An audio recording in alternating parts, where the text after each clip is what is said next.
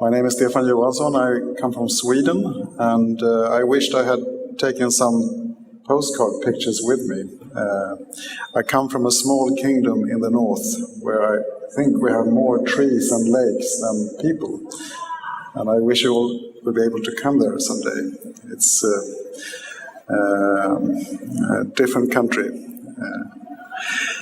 Okay, I would like to begin to say that I have no financial conflicts of interest.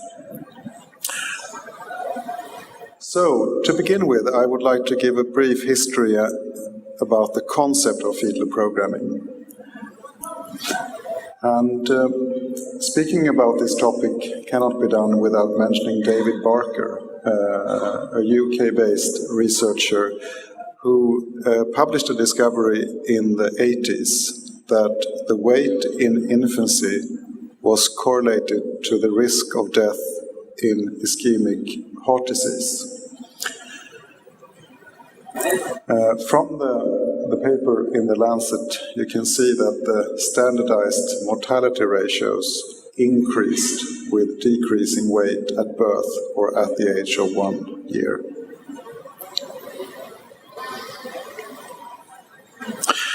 So that led to the so-called theory of fetal programming. And it was also referred to as the Barker hypothesis, since it was so important for this research field. And the idea that fetal life could influence the rest of your life was also quite attractive for the public interest, and it received quite some attention in public media. This is the cover of the Time magazine some 10 years ago.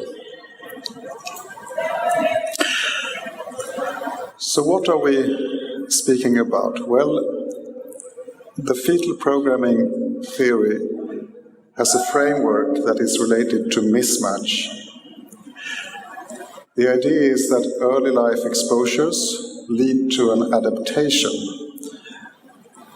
of a predicted environment, and that those predictive adaptive responses are not matching the actual environment.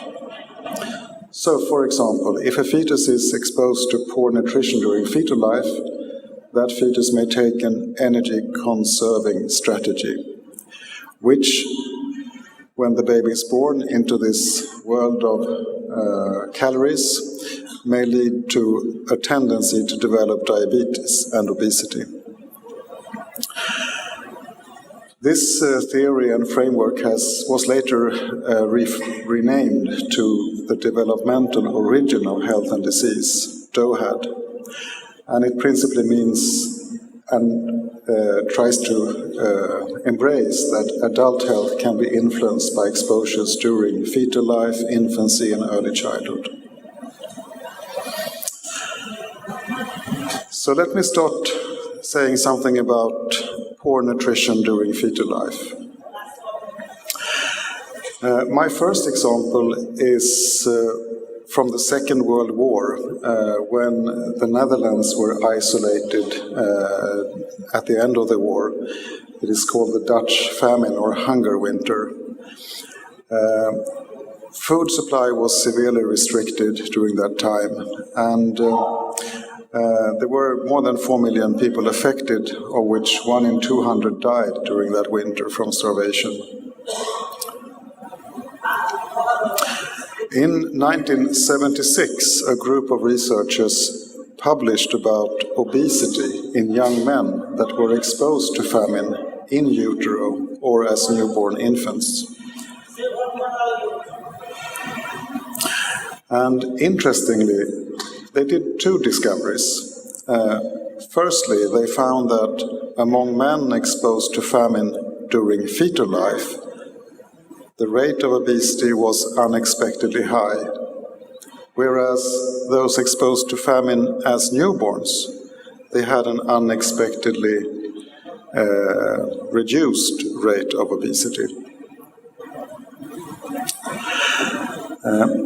This led to the establishment of a cohort study, and the Dutch famine birth cohort that included slightly more than 3,000 live births exposed to famine and a smaller group of control births. And data were collected through birth records, original birth records, telephone interviews, health investigations, and so on. And there has been a large number of papers published and also several theses published, and I'm just summarizing all of them in 4 bullet points. To begin with, they could show quite convincingly that the blood pressure was higher in those exposed to famine during fetal life. They also had more atherogenic lipid profiles. Documented coronary heart disease was more common, and they also had impaired glucose tolerance. My second example is about the Biafra famine that occurred in the late 60s during the Nigerian Civil War. This was also a situation of severe starvation. And maybe you don't know, I didn't know until I found out before doing this particular slide, that the Médecins Sans Frontières originated as a response to the suffering in Biafra. Now, almost 10 years ago, a small group of Swedish researchers thought that they would be conducting a study related to the fetal programming hypothesis. So 2 young medical students traveled to Nigeria, and they went to a marketplace where they recruited study individuals, adults who were born before, during, or after the famine. And they did health examinations there in the marketplace. They measured blood pressure and performed oral glucose tolerance testing.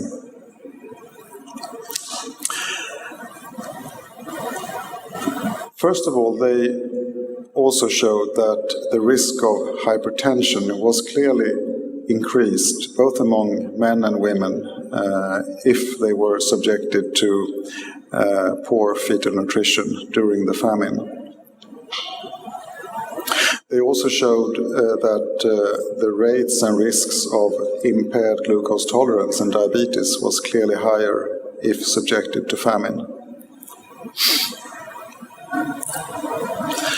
So let me then move on to low birth weight. A central theme in this hypothesis is that birth weight is a proxy for fetal environment. And many studies have related low birth weight to adulthood diseases. However, one criticism of this idea is that it can be difficult to distinguish the abnormally low birth weight from being constitutionally small. And as you know, birth weight is also a function of gestational age, so it would be more appropriate to speak about being small for gestational age than just birth weight itself. Nevertheless, this systematic review summarizes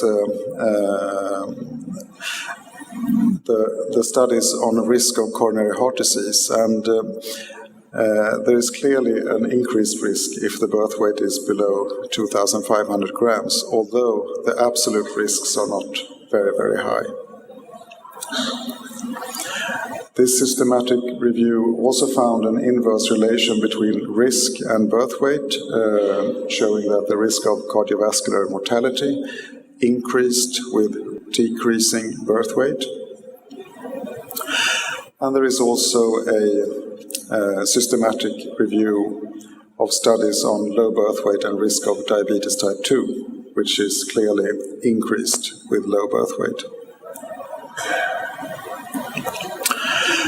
And those findings are not isolated to Europe or the United States. There were very similar findings in a recently published in the Indian Journal of Pediatrics from the Pune low birth weight study, where adults at the age of 22 also had higher blood pressures, higher serum cholesterol, and higher insulin levels compared to those with normal birth weight. So what about preterm birth? Those babies are also small and have low birth weights. Well, birth weight is, as you know, a function of both fetal growth and gestational age. And preterm birth itself is a common reason for low birth weight, as you know. The question is the mismatch theory applicable to babies born preterm? That we have an early exposure leading to adaptation, which is not matching the actual environment the preterm baby is born into. Well, to begin with, everyone of you know that preterm babies, they sometimes live a harsh life in the NICU. They are exposed to a lot of bad things, like brain bleeds, malnutrition, inflammation, too much or too little oxygen, stress, etc., etc. And this is my personal view on preterm birth and the DOHAD risks. That it's more about developmental disruption than poor or mismatched adaptation. Being born preterm is to enter the extrauterine world at an abnormal time, and that may lead to disruption of the otherwise normal development in the womb. And we as caregivers are not able to compensate for that. So those babies are not reaching their full potential due to this developmental disruption. So how would it be possible to disentangle preterm birth, smallness at term, and risk of cardiovascular disease? This was a paper that was part of my PhD thesis, where we did a cohort study in Sweden, where we linked data from birth and until available data in health registers until military conscription. So we had data on about 300,000 young men and their blood pressures when they were signing up for military service. And this is what we found. We found that gestational age was strongly related to the risk of hypertension. And in fact, it was more stronger related than being small for gestational age, although small for gestational age was also significantly associated with risk of hypertension. In another small clinical study, we investigated about 100 children that were born at term, having normal birth weights, being small for gestational age or born preterm. And we could also see that they had a higher excretion of adrenaline and noradrenaline, for example, in urine, and they also had higher heart rates at rest and after a mathematical stress test. So, moving on to the question of genes and environment, because one of the major criticisms from some epidemiologists have been that the associations between low birth weight and future risks could be explained by familial or genetic factors. For example, if a mother has a risk of cardiovascular disease, she may have a poor placentation, develop preeclampsia, etc. That leads to low birth weight. And that the child, the low birth weight child, inherits the risk of cardiovascular disease from the mother and unrelated to the conditions during fetal life. Here we go.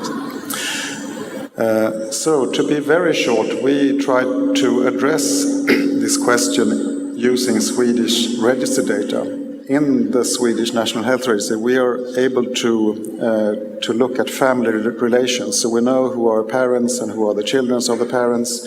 We know who are siblings and we know who are twins. And very briefly, when we have been studying risks between and within siblings and twins, we haven't seen evidence of familial or genetic confounding. So the association between low birth weight and cardiovascular risk seems unconfounded by exposures shared by families. However, when we looked at the association between low birth weight and type 2 diabetes, we found some indications of familial or genetic confounding. We looked at twins, and to begin with, we looked at the twins as they were independent individuals in a cohort, and then we clearly found that reducing birth weight was associated with a higher risk of type 2 diabetes.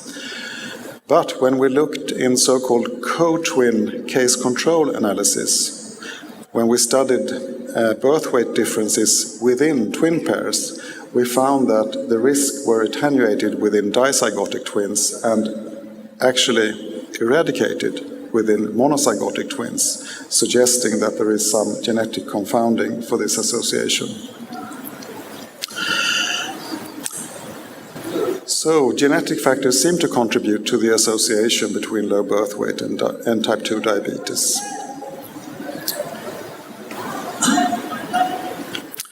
So, how could the environment program the fetus then? Well, very briefly, there are a lot of things that can be adapted in a wrong way or develop in a bad track. Organ growth and differentiation, and various regulatory systems, of course.